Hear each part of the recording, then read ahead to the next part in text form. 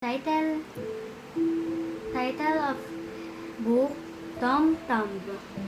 Merlin the magician was lost one night and came across a cottage. A man and a wife welcomed him in for the night and gave him a bed. The farmer and his wife were good-hearted people, but they were sad and unhappy as they wanted a child.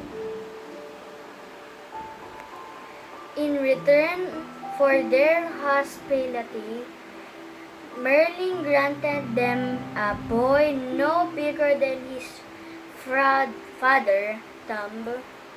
He was named Tom Thumb. As Tom would grow no bigger, the fairies made him special clothes, and he was looked after very well his loving parents. Tom Thumb had many adventures. One time, he toppled headfirst into his mother-pulling mix.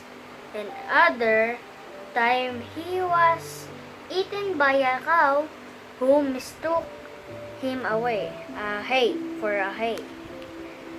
Tom's bravery impressed the king, Arthur, who invited him to have dinner at the royal table so that Tom could tell him of his adventures. In return for his bravery, the king gave Tom a silver needle as a sword and a tiny silver chair. A brown mouse was also trained to be Tom's horse, and he traveled the kingdom on the mouse, having many more exciting adventures. Tom and his mouse needed to go home to his parents. They traveled to the forest, and at night they sheltered under a tree. During their travels, Tom and his mouse came to a stream. Tom found a piece of wood, and they managed to get safely to opposite of bank. On the second day of their travels, a fierce wind began to blow. The wind was so strong that Tom couldn't cling to his mouse.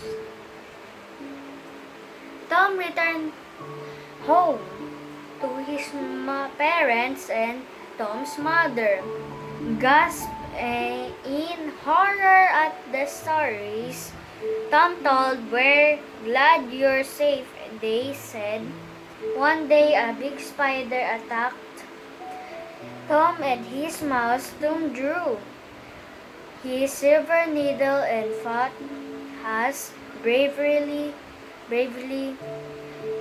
as any of the king's knights. The spider was too big, and it struck Tom down, and then a miracle took place. He was wearing his fairy clothes, which protected him from harm. Tom Thumb lived to enjoy many new adventures with the king, and Merlin keeping a watchful eye on him. He was honored for his bravery. The end.